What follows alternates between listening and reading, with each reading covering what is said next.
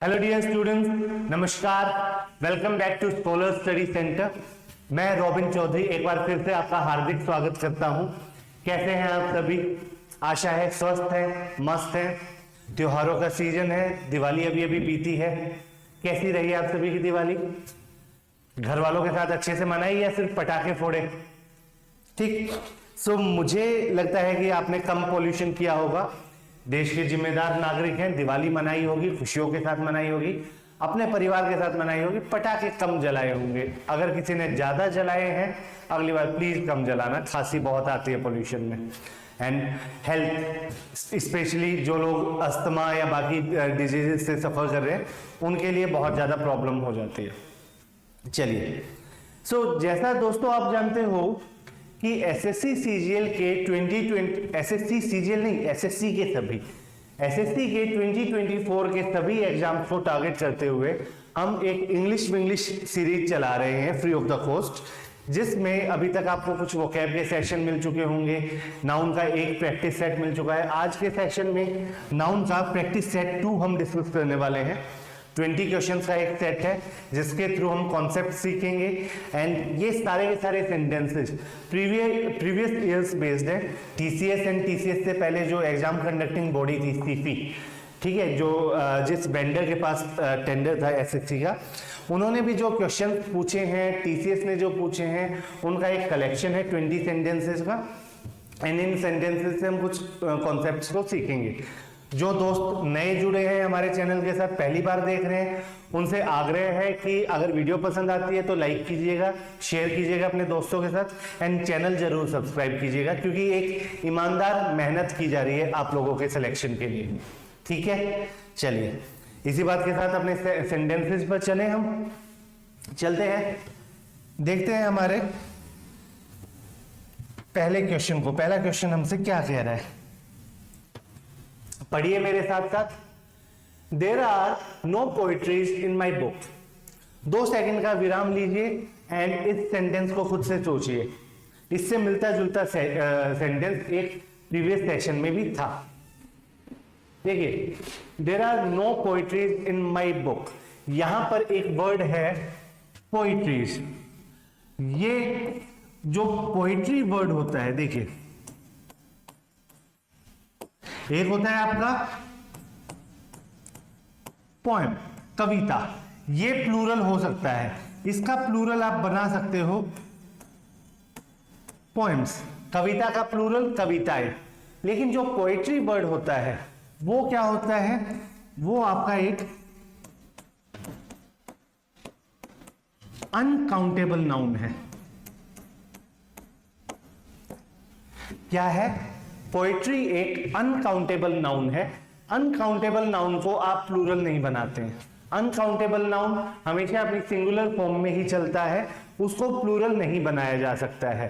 Poetry का मतलब एक आपकी जो काव्य शैली है उसकी बात की जा रही है, आपकी जो स्टाइल ऑफ राइटिंग है उसकी बात की जा रही है, किसी कविता की बात नहीं की जा रही। सो यहां पर अगर आप देख रहे हैं कि प्लूरल की बात चल रही है, यहां पर इसको जबरदस्ती प्लूरल बनाया जा रहा है जो प्लूरल होता ही नहीं है। तो सेंटेंस में आए तो का प्लूरल, क्योंकि हमारी हेल्पिंग वर्ब जो है वो प्लूरल है, लेकिन वो पोएट्री प्लूरल नहीं होगा। वो क्या आ जाएगा? आपका प्लूरल बनके पोएम्स हो जाएगा। मेरी किताब में कोई भी कविताएं नहीं है, ठीक है, मेरी किताब में कोई भी कविताएं नहीं है। There are no poems in my book. ठीक है, सो आई होप ये आपको क्लियर है। यहां पर काउंटेबल पोएम होगा जो प्लूरल बनके पोएम्स होगा। पोएट्री का पोएट्रीज नहीं होगा, अनकाउंटेबल नाउन होता है पोएट्री। ठीक है, आई होप ये आपको क्लियर है। आगे चलते हैं, सेकंड क्वेश्चन देखते हैं हमारा। That house is built of stones. ठीक है, पढ़िए, एक बार अपना दिमाग लगाइए, अपनी समझबूझ से एरर फाइंड आउट करने की कोशिश कीजिए। अगर आप कोशिश करना चाहते हैं वीडियो को पॉज कीजिए एंड जब आपको समझ में आ जाए तब आप रिज्यूम कीजिएगा। देखिए, that house is built of stones. कहा कहने का मतलब है, यहाँ पे कहने की कोशिश कर रहा है कि वो जो घर है वो पत्थर का बना हुआ है, उसका जो बिल्डिंग मटेरियल है वो पत्थर है। ईट नहीं है या कोई और दूसरा मटेरियल नहीं है, उसके लिए मटेरियल क्या यूज हुआ है? पत्थर यूज हुए। तो देखिए, यहां पर ये जो वर्ड है स्टोन यानी पत्थर, ये सिंगुलर एंड प्लूरल वैसे तो दोनों केस में होता है। स्टोन जो है, एक पत्थर की बात करेंगे तो स्टोन होगा, बहुत सारे पत्थरों की बात करी तो स्टोन्स भी हो जाएगा। लेकिन जब भी हम इससे बनने वाले किसी स्ट्रक्चर की बात करते हैं, जब भी हम स्टोन से बनने वाले किसी स्ट्रक्चर की बात करते हैं, उस केस में हम प्लूरल नहीं लेते हैं, उस केस में हम इसे सिंगुलर ही लेके चलते हैं। ऐसे केस में स्टोन्स नहीं लेके चलते, क्योंकि जो घर बना है उसमें बेशक बहुत सारे पत्थर लगे होंगे, लेकिन हम ये नहीं कहते कि वो घर पत्थरों का बना है। ये कहा जाता है कि वो घर पत्थर से बना हुआ है, ठीक है। सो ऐसे केस में यहां पर आपको इस नाउन को सिंगुलर कर देना है। That house is built of stone, यानी उसका बिल्डिंग मटेरियल जो उसमें यूज हुआ है वो पत्थर यूज हुआ है, दूसरे मटेरियल उसमें यूज नहीं हुए। आई होप ये आपको क्लियर है। तो मैं रिपीट कर देता हूं, that house is built of stone. यहां पे स्टोन्स नहीं होगा, स्टोन होगा, क्योंकि स्टोन सिंगुलर एंड प्लूरल वैसे तो दोनों होता है, लेकिन जब स्ट्रक्चर की बात करते हैं कि किस चीज से बना है, तो मटेरियल के तौर पर सिंगुलर को ही यूज किया जाता है, ठीक है। चलिए अगले सेंटेंस की तरफ चलते हैं हम। अगला सेंटेंस हमसे कह रहा है दोस्तों, Santosh lives by the principle he professes. ठीक है, संतोष ये कहना चाह रहा है कि संतोष जो भी व्यक्ति है वो अपने खुद के नियमों पे, अपने सिद्धांतों पर चलता है। जिन सिद्धांतों को वो बाकी लोगों को बांटता है, बाकी लोगों को ज्ञान देता है, उन्हीं सिद्धांतों पर संतोष चलता है। तो देखिए, कहना तो चाह रहा है सिद्धांत, लेकिन सेंटेंस में नाउन जो है मिलता जुलता है, कंफ्यूजिंग नाउन है। ये जो प्रिंसिपल है इसका मतलब होता है प्राचार्य, प्रधानाचार्य, प्राध्यापक, आपके स्कूल के जो प्रिंसिपल होते हैं, head of all the teachers, ठीक है। सो ये जो प्रिंसिपल है, ये जो प्रिंसिपल है इसका मतलब होता है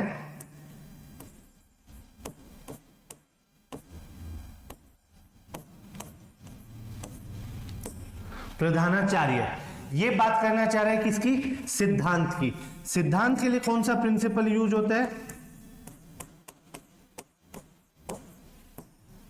सिद्धांतों के लिए, जीवन के नियमों के लिए यूज किया जाता है ये प्रिंसिपल। तो कह रहा है कि Santosh lives by the principles he professes. So यहां पर ये वाला प्रिंसिपल्स ना होकर ये प्रिंसिपल्स हो जाएगा। वहां प्लूरल है तो हमने भी यहां प्लूरल कर दिया है। संतोष अपने जो भी सिद्धांत बाकियों को बांटता है, खुद भी उन्हीं सिद्धांतों से चलता है, उन्हीं सिद्धांतों के आधार पर रहता है, जीवन यापन करता है, ठीक है। सो आई होप आपको ये क्लियर है। इस प्रिंसिपल का मतलब होता है प्राचार्य, इस प्रिंसिपल का मतलब होता है सिद्धांत, ठीक है। चलिए अगले पर चलते हैं।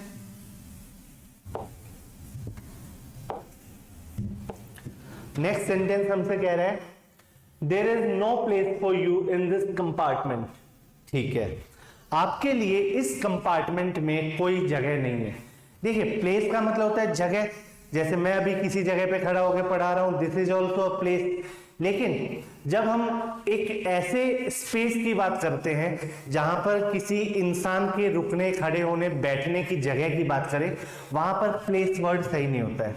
जब भी किसी ह्यूमन बीइंग की अकोमोडेशन से रिलेटेड बात करते हैं, वहां पर प्लेस वर्ड सही नहीं होता है, वहां पर वर्ड सही होता है रूम। सो यहां क्या हो जाएगा? देयर इज नो रूम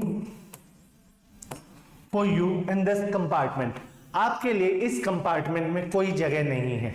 अब कंपार्टमेंट बेशक एक प्लेस है और आपको भी जगह चाहिए, लेकिन ह्यूमन बीइंग की एडजस्टमेंट के लिए, उसके अकोमोडेशन के लिए जब प्लेस की बात करते हैं, जगह की बात करते हैं, तो स्पेस की बात करते हैं, तो प्लेस की वर्ड यूज ना करते हुए किस वर्ड को यूज करते हैं? रूम वर्ड को यूज करते हैं, ठीक है। चलिए, आई होप आपको ये क्लियर है।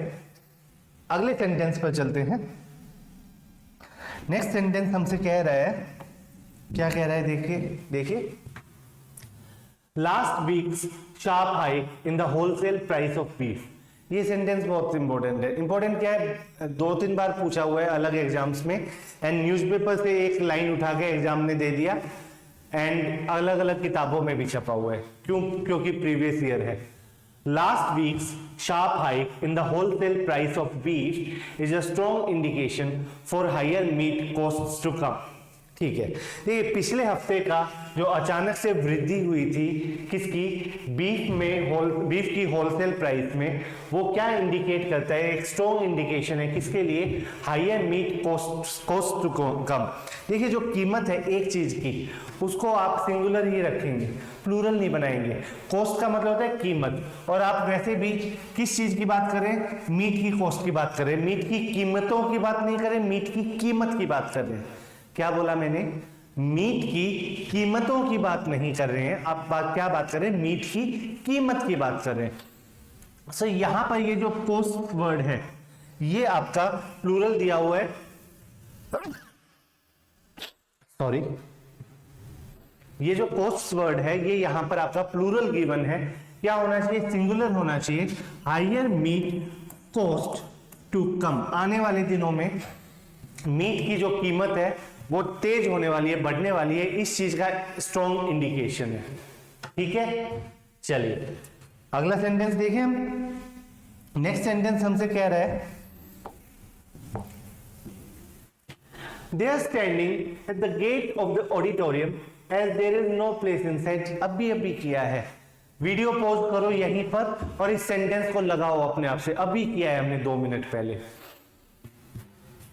They are standing at the gate of the auditorium. वो ऑडिटोरियम के गेट पर खड़े हैं। क्यों खड़े हैं, and there is no place inside, क्योंकि अंदर जगह नहीं है। अब अभी मैंने बताया ह्यूमन बींग्स की एडजस्टमेंट के लिए क्लोज स्पेस में जब बात करते हैं तो उसको प्लेस से रिप्रेजेंट ना करते हुए उसको रूम से रिप्रेजेंट करते हैं। किससे रिप्रेजेंट करते हैं, रूम से रिप्रेजेंट करते हैं। तो यहां पर नो प्लेस नहीं होगा, नो रूम हो जाएगा। They are standing at the gate of the auditorium as there is no room inside, क्योंकि अंदर बिल्कुल जगह नहीं है। किसके लिए जगह नहीं है, उन लोगों को अंदर एडजस्ट करने के लिए जगह नहीं है, पर्याप्त जगह नहीं है, सफिशिएंट स्पेस नहीं है, सफिशिएंट रूम नहीं है। ठीक है, चलिए मूविंग फॉरवर्ड, नेक्स्ट सेंटेंस देखते हैं हमारा। नेक्स्ट सेंटेंस है, We get excellent furnitures in this shop. पिछले सेशन में मिलता जुलता आया था, मैंने आपको बताया भी था, एंड आपको अभी ये सेंटेंस खुद लगाना चाहिए वीडियो को पॉज करके। We get excellent furnitures in this shop. हमें इस दुकान में बेहतरीन फर्नीचर मिलता है। बेहतरीन फर्नीचर मिलता है या बेहतरीन फर्नीचर मिलते हैं, आप डिसाइड कीजिए, ट्रांसलेट कीजिए, आप डिसाइड कीजिए फर्नीचर मिलता है या फर्नीचर मिलते हैं। अगर मैं कहता फर्नीचर के आर्टिकल्स मिलते हैं, फर्नीचर के आइटम्स मिलते हैं, तो फिर भी सही होता। यहां तो फर्नीचर की बात हो रही है, तो यहां क्या हो जाएगा, ये जो फर्नीचर्स है ये गलत है। क्या होता है कि जो आपका फर्नीचर नाउन है, फर्नीचर नाउन है, ये क्या है, अनकाउंटेबल है। अब क्योंकि ये अनकाउंटेबल है इसलिए ये अपनी सिंगुलर फॉर्म को मेंटेन करेगा। सिंगुलर फॉर्म को मेंटेन करने का मतलब है कि कभी भी अगर आपको फर्नीचर्स लिखा दिखे तो वो सही नहीं है, कभी भी आपको फर्नीचर्स लिखा दिखे तो वो सही नहीं है। ये अपनी सिंगुलर फॉर्म को यानी फर्नीचर फॉर्म को ही मेंटेन करेगा। हाँ, एक से ज्यादा चीजों की बात करनी है कि मुझे एक चेयर भी चाहिए, एक स्टूल भी चाहिए, टेबल भी चाहिए, बेड भी चाहिए, सोफा भी चाहिए, तो वहां पर हम इसको प्लूरल कैसे बनाते हैं, वहां पर आप बोल सकते हैं क्या, आइटम्स ऑफ फर्नीचर। क्या बोल सकते हैं, आइटम्स ऑफ फर्नीचर। यहां भी इसको सिंगुलर फॉर्म में ही रखेंगे। आइटम्स ना बोल के अगर आप आर्टिकल्स बोलना चाहते हैं तो वो भी किसी हद तक सही हो जाएगा। आर्टिकल्स ऑफ फर्नीचर भी एक्सेप्टेबल है, लेकिन ये फर्नीचर्स बिल्कुल भी एक्सेप्टेबल नहीं है, अनकाउंटेबल नाउन होता है, प्लूरल नहीं होगा। मिस्टेक यहीं पर है, एस हटा देंगे, फर्नीचर ही रहेगा, अनकाउंटेबल है इसलिए सिंगुलर फॉर्म मेंटेन होगी। ठीक है, चलिए आगे बढ़ते हैं। नेक्स्ट सेंटेंस हमसे कह रहा है, We should arrange for a porter as the luggages are heavy. Video post 5 second सोचिए, आंसर दीजिए, कमेंट्स में आंसर पोस्ट करना स्टार्ट कीजिए। यहां पर कह रहे हैं आपसे we should arrange for a porter as the luggages are heavy, हमें एक कुली की व्यवस्था कर लेनी चाहिए क्योंकि सामान भारी है। पोर्टर क्या होता है? जो सामान उठाता है, कुली होता है, ठीक है, पोर्टर कुली होता है। अब देखिए यहां वर्ड है लगेजेस, लगेजेस कोई भी वर्ड नहीं है, सही वर्ड नहीं है, करेक्ट वर्ड है आपका लगेज। लगेज यानी सामान। ये एक अभी पिछले वाले की तरह, फर्नीचर की तरह ही ये भी आपका क्या है? अनकाउंटेबल नाउन है। क्या है? अनकाउंटेबल नाउन है। अब जो अनकाउंटेबल नाउन है उसको गिन नहीं सकते, जिस चीज को गिन नहीं सकते उसको आप प्लूरल कैसे बोलोगे? तो यहां पे प्लूरल होना ही नहीं चाहिए। लगेज आपका हमेशा सिंगुलर फॉर्म को ही लेके आता है। लगेज, बैगेज, नॉलेज, पोस्टेज, ये सब क्या है? आपके अनकाउंटेबल नाउन है, इसलिए सिंगुलर फॉर्म ही लेके आता है। जैसे और कुछ नाउन की बात करें, एविडेंस, एविडेंसेस नहीं होता, इंफॉर्मेशन, इंफॉर्मेशंस नहीं होता, इक्विपमेंट, इक्विपमेंट्स नहीं होता, फर्नीचर, फर्नीचर्स नहीं होता, एडवाइस, एडवाइसेस नहीं होता, वर्क, वर्क्स नहीं होता, अनलेस एंड अनटिल हम किताब की या लिटरेरी सेंस में बात नहीं करते हैं। सो बहुत सारे नाउन्स हैं जो अनकाउंटेबल हैं और वो प्लूरल नहीं होते हैं, इस तरीके से नहीं बनाए जाते हैं। तो आई होप आपको ये क्लियर है। लगेजेस ना होके क्या करेक्ट है? यहां पर लगेज करेक्ट है। चलिए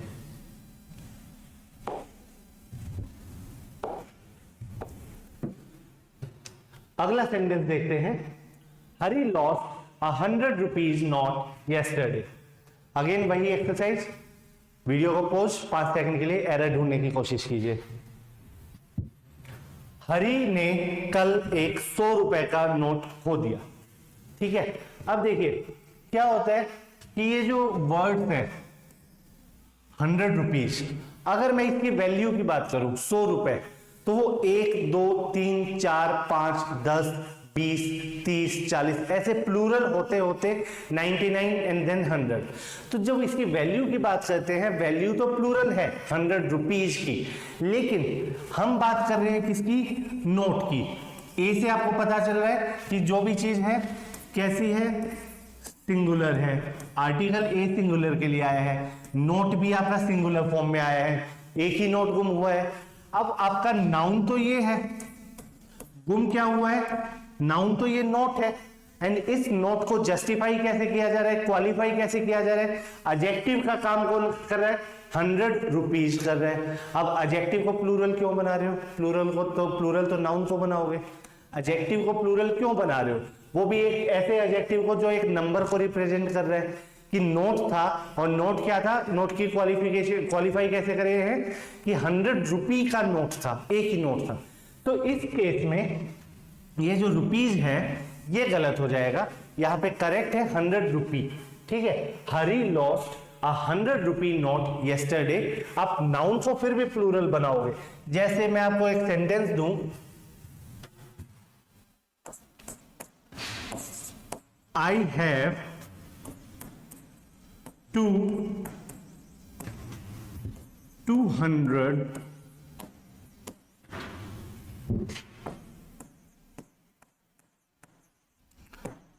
रुपीज नोट। मैंने ये सेंटेंस लिखा, मेरे पास 200 रुपए के नोट हैं।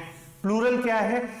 वैल्यू की बात नहीं कर रहा हूं, 200 रुपए नहीं है, 200 रुपए के 2 नोट हैं। प्लूरल क्या है हमारे पास? Note.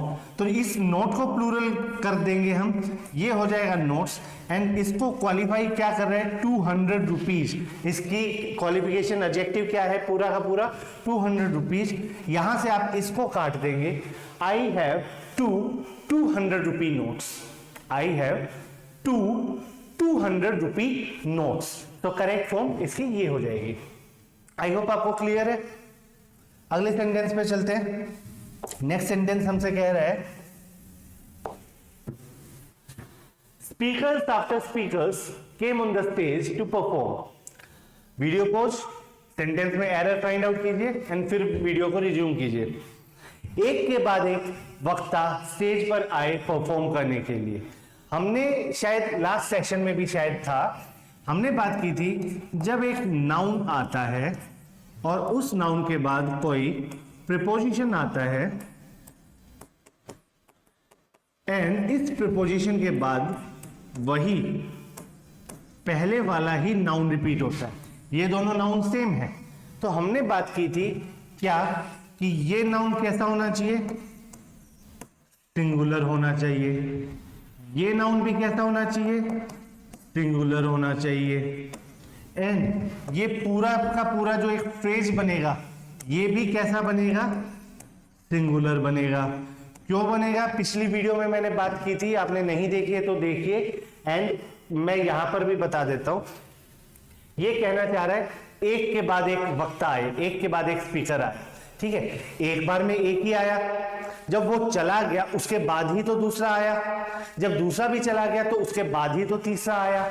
So one at a time वाला कॉन्सेप्ट है। जैसे मैं कहता हूं डाकिया डोर टू डोर चिट्ठियां बांटता है, the postman delivers the letter door to door. लिख ही देता हूं मैं इधर,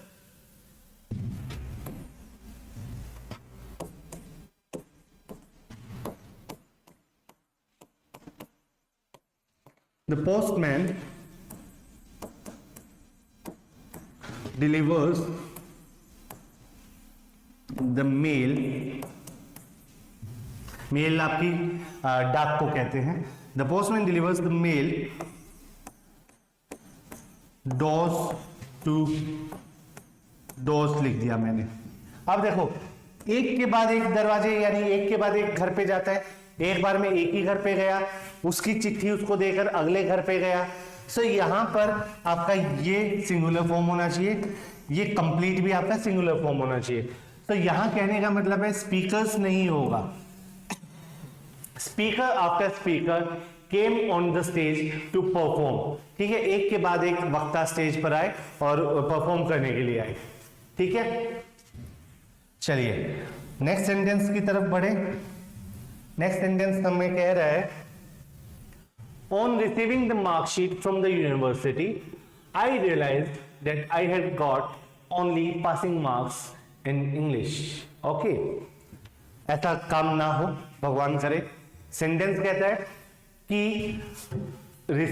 मार्कशीट जो है यूनिवर्सिटी से मार्कशीट प्राप्त करने के बाद मुझे ये एहसास हुआ कि इंग्लिश में मुझे उतने ही मार्क्स मिले हैं जितने पास होने के योग्य थे।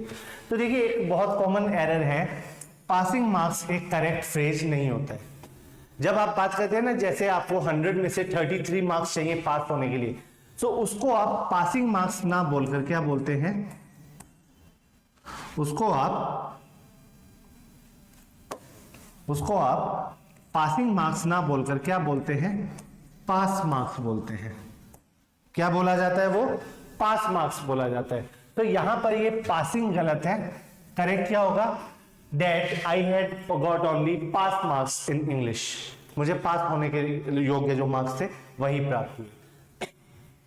ठीक है, समझने का नहीं था, याद रखने का है ये आपके लिए। बढ़ते हैं आगे। Some of his luggages was lost in the train, फिर से आ गया, अभी किया था, उसका कुछ सामान ट्रेन में खो गया।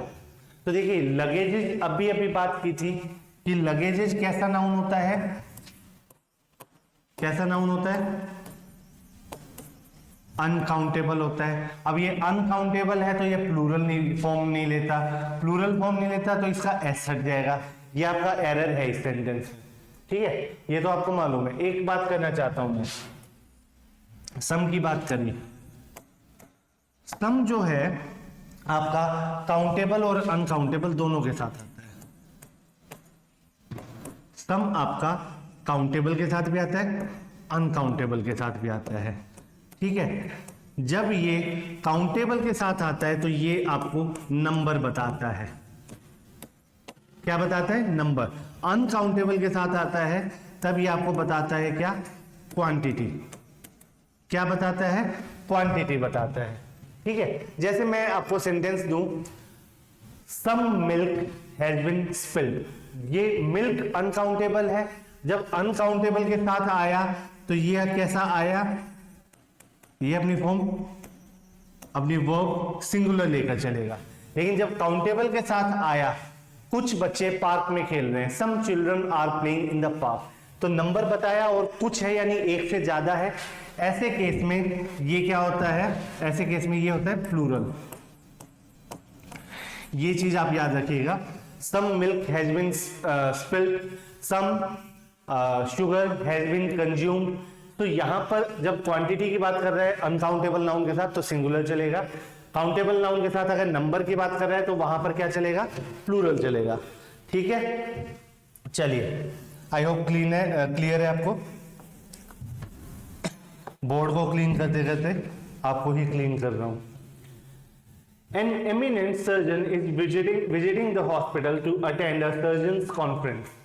ठीक है, देखिए यहाँ एक वर्ड है, सर्जन है जो आपका शल्य चिकित्सक होता है, जो सर्जरी करता है, उससे पहले एडजेक्टिव लगाया है एक एमिनेंट। एमिनेंट ये वर्ड गलत है, यहां पर करेक्ट वर्ड होगा क्या, एमिनेंट। एमिनेंट का मतलब होता है बहुत पॉपुलर है, जो प्रख्यात है। एमिनेंट यानी कि प्रख्यात, वेरी पॉपुलर। तो यहां पर करेक्ट यूसेज क्या होना चाहिए, इस एमिनेंट का होना चाहिए, उसकी स्पेलिंग गलत है, गलत वर्ड गिवन है। ठीक है, an eminent surgeon is visiting the hospital to attend a surgeons conference. कुछ स्टूडेंट को अगर यहां पर डाउट लग रहा है तो मैं बता देता हूं कि कॉन्फ्रेंस जो है, बैठक जो है, जो सम्मेलन है, उसको एक सर्जन तो नहीं करेगा, बहुत सारे सर्जन करेंगे, प्लूरल होंगे। तो सर्जन का प्लूरल क्या होता है, ये सिंगुलर है, अब ये प्लूरल हो गया, प्लूरल हो गया, और इसका आपको पॉजेसिव केस बनाना है, संबंध का केस बनाना है। अपोस्ट्रोफी यहां आएगा क्योंकि एस ऑलरेडी इसके पास है, ये एक नाउन है जो एस पर खत्म हो रहा है, प्लूरल है, इसलिए आप सिर्फ अपोस्ट्रोफी लगा के छोड़ देंगे जैसे इसने लगा के छोड़। ठीक है, चलिए, एक वर्ड होता है, एक वर्ड मैं इधर लिख देता हूं,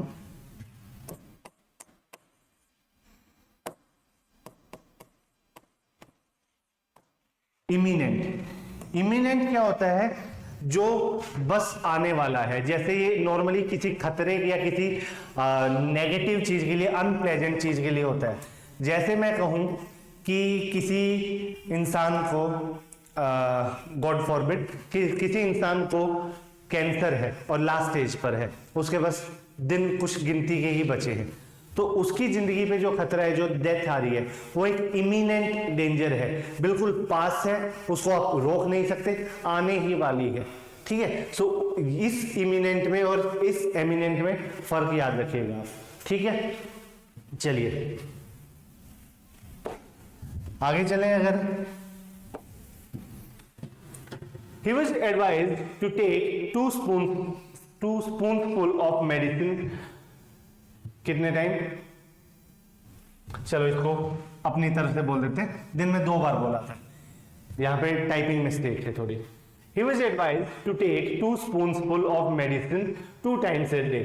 उसको सलाह दी गई, डॉक्टर ने प्रिस्क्राइब किया क्या कि एक दिन में 2 चम्मच भर के दवाई इसको पीनी है। यहां पर ये जो स्पूनफुल है, इसका यूसेज गलत है।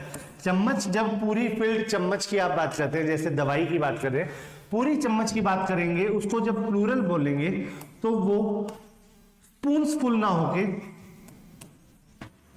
स्पूनफुल्स लिखा जाता है, 2 spoonfuls ऑफ मेडिसिन। तो इसका स्पूनफुल का करेक्ट यूसेज क्या है, spoonful. He was advised to take 2 spoonfuls of medicine 2 times a day. उसको एक दिन में 2 बार 2 भरी हुई चम्मच दवाई की पीने की सलाह दी गई। ठीक है, चलिए ये सेंटेंस भी हो गया। आगे अगर हम बढ़ते हैं, अगला सेंटेंस हमसे कह रहा है I bought 2 slippers। ठीक है, देखिए कुछ नाउन होते हैं जो पेयर में आते हैं, slippers, shoes, pant, trousers, jeans, binoculars, spectacles, goggles या आपके सनग्लासेस, टॉन्ग्स, प्लायर्स, पिंसर्स। ये जो नाउन है, जो नाउन आप सोच के देखें, या तो पेयर में आ रहे हैं या उनको आप बीच में से काट दोगे तो आइडेंटिकल हाफ बन जाएगा। जैसे सपोज कीजिए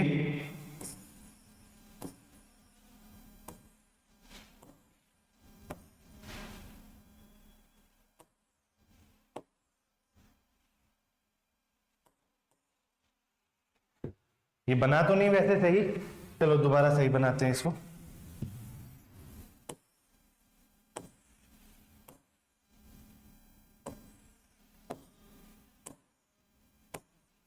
पेन लेना भाई जैसे भी है। मान लो आप एक जीन्स खरीद के लाए हैं, ठीक है, अब इसको एक है तो जीन बोलोगे क्या भाई? क्या जीन बोलोगे एक है तो? बोलते तो हमेशा जीन्स ही हो। क्यों बोलते हो? क्योंकि जो आपके वेरिएबल आइटम्स हैं और कुछ टूल्स हैं जो आप आइडेंटिकल हाफ पार्ट में ब्रेक कर सकते हैं, उनको आप प्लूरल ही रखते हैं। किसी के चश्मे हैं,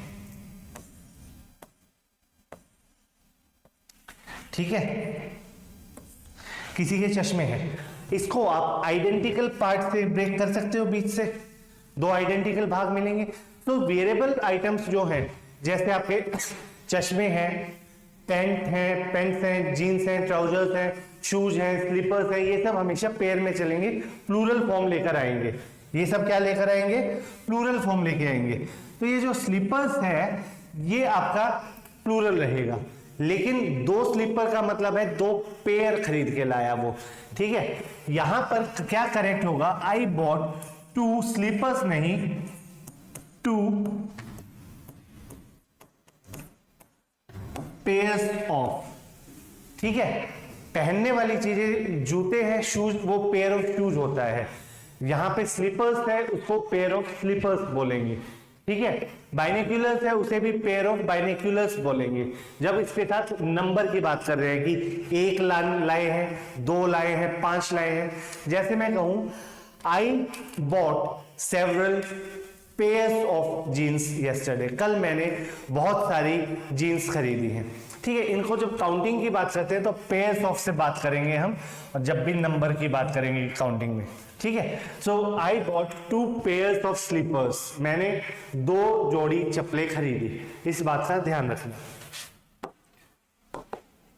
नेक्स्ट सेंटेंस की तरफ अगर बढ़ते हैं हम, the paintings of natural sceneries are selling like hotcakes, ठीक है। Something that sells like hotcakes, यानी कि जो चीज बहुत जल्दी जल्दी बिकती है, मार्केट में आई और जल्दी से बिक गई, ठीक। अब देखिए, the paintings of natural sceneries, यहां पर सीनरीज है। जैसे मैं आपको कहूं, ये वो सीनरी नहीं है जो बचपन में एक फोटो सी गिफ्ट रैप करके दे देते थे, उसकी बात नहीं कर रहे हम। बात कर रहे हैं जो दृश्य होते हैं, जैसे कश्मीर में गए, वादियों को देखा, वो एक सीनरी है आपके सामने। ये आपका क्या होता है? सीनरी।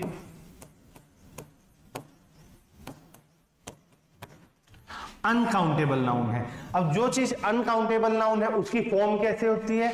उसकी फॉर्म होती है सिंगुलर, उसको प्लूरल नहीं बनाते जबरदस्ती में। फॉर्म सिंगुलर होगी तो सीनरीज नहीं लिखेंगे, क्या लिखेंगे? सीनरी लिखेंगे। क्या लिखेंगे? Scenery. The paintings of natural scenery are selling like hotcakes, वो जल्दी जल्दी बिक रही है। किसकी बात कर रहे हैं? पेंटिंग्स की बात कर रहे हैं, इसीलिए ये पेंटिंग्स प्लूरल है, उसकी वर्ब भी प्लूरल चली है वहां, ठीक है। इसको सीनरी को देखकर सिंगुलर मत सोच लेना, वहां पेंटिंग्स की बात हो रही है।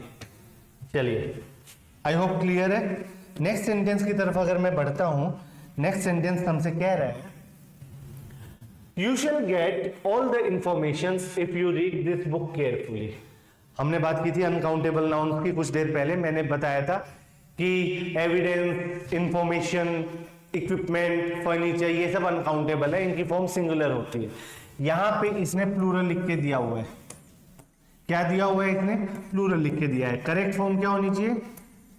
इंफॉर्मेशन, ठीक है। You shall get all the information if you read this book carefully. आपको ये किताब पढ़ने पे, अगर आप इस किताब को पढ़ते हैं, आपको सारी जानकारी मिल जाएगी, ठीक है।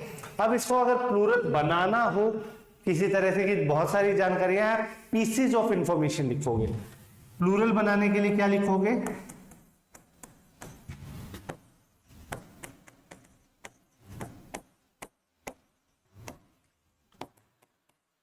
Pieces of information. इस तरीके से इसको प्लूरल बनाओगे, इंफॉर्मेशन वर्ड को प्लूरल नहीं बनाओगे। चलिए, आई होप क्लियर है आपको। अगला सेंटेंस देख लेते हैं फटाफट से। My father gave me a pair of binocular on my birthday. अभी बात की थी जो आइडेंटिकल चीजों में टूट सकते हैं, प्लूरल चलते हैं, ये कुछ नाउन्स हैं जो प्लूरल ही चलेंगे। आपका चिमटा, प्लास, आपके टोंग्स और प्लायर्स हो गए, पिंसर्स हो गए, गैलोज हो गए, ये बहुत से नाउन्स हैं जो आपके प्लूरल फॉर्म में चलते हैं हमेशा। तो इसको सिंगुलर या बनाने के लिए अ पेयर ऑफ इसने लिख दिया है, लेकिन किस चीज का पेयर है? बाइनोक्यूलर्स का, दूरबीन जिसे कहते हैं। ठीक है, इस तरह से कुछ बना लीजिएगा। तो ये जो बाइनोक्यूलर वर्ड है ये यहां पर सही नहीं है, इसका करेक्ट यूसेज होना चाहिए क्या? बाइनोक्यूलर्स। क्यों? क्योंकि वो एक प्लूरल फॉर्म का ही नाउन होता है। जैसे आपका जीन्स, ट्राउजर्स की बात की, स्पेक्टिकल्स, गॉगल्स, सनग्लासेस की बात की, वैसे ही बाइनोक्यूलर्स है। ठीक है, प्लूरल फॉर्म का नाउन रहेगा। चलिए मूविंग फॉरवर्ड, नेक्स्ट सेंटेंस हम अगर कर रहे हैं, 85,000 rupees is a large sum of money to earn in a month. कोई एरर नहीं है। वैल्यू की बात की है, किसी नोट की बात तो नहीं की है। यहां पर आपका रुपीज जो है ये क्या है? एक नाउन है। ये रुपीज क्या है? नाउन है। नाउन तो सिंगुलर प्लूरल कर सकते हैं रुपीज को। अब ये जो है ये इसकी वैल्यू बता रहा है और वैल्यू ज्यादा है। ज्यादा है तो 1 रुपी नहीं है, 2 रुपीज, 3 रुपीज, 100 रुपीज, 1000 रुपीज वैसे है। तो 85,000 रुपीज यहां पे ये करेक्ट है, इसका यूसेज पीछे गलत था पहले एक सेंटेंस में। अब ये पूरी की पूरी वैल्यू की बात करी जा रही है। क्यों? क्योंकि इस वैल्यू को एक सम से रिप्रेजेंट कर रहे हैं, मनी के एक सम को कर रहे हैं, और सम आपका सिंगुलर फॉर्म में चलेगा। 85,000 rupees is a large sum of money to earn in a month. इस सेंटेंस में कोई एरर नहीं है, नो एरर, करेक्ट आंसर है। जैसे मैं आपको बोलूं 10 kilometres is a long distance to walk by foot. पैदल चलने के लिए 10 किलोमीटर एक बड़ा डिस्टेंस है। सो क्या होता है, 10 किलोमीटर प्लूरल है, लेकिन वो एक यूनिट को रिप्रेजेंट कर रहा है, डिस्टेंस भी। यहां पर मनी के एक सम को रिप्रेजेंट कर रहा है और वो सम सिंगुलर है, ये चाहे प्लूरल हो, इसलिए यहां पर कोई भी एरर नहीं होगा। नेक्स्ट अगर हम बढ़ते चलें, आखिरी सेंटेंस है the cattles are grazing in the fields. मवेशी जो हैं, जो आपके कैटल हैं, वो खेतों में चल रहे हैं। ठीक, देखिए ये जो कैटल वर्ड है ये आपका मवेशियों के लिए आता है। इसको कैटल्स नहीं बोलते हैं, ये कैटल होता है। क्या होता है? कैटल होता है। ये सिंगुलर प्लूरल दोनों फॉर्म में सेम चलता है। इसको कैटल्स नहीं बोलते। एक जानवर है तो भी कैटल बोलोगे, 10 जानवर है तो भी कैटल बोलोगे, कैटल्स नहीं बोलोगे। एक डियर है उसे भी डियर बोलोगे, 2 डियर है उसे भी डियर बोलोगे। तो कुछ नाउन्स होते हैं जो सिंगुलर एंड प्लूरल दोनों फॉर्म में सेम चलते हैं, इसलिए यहां कैटल्स ना होके क्या सही हो जाएगा? Cattle. The cattle are grazing in the fields. ठीक है, आई होप आपको ये क्लियर हो गया है।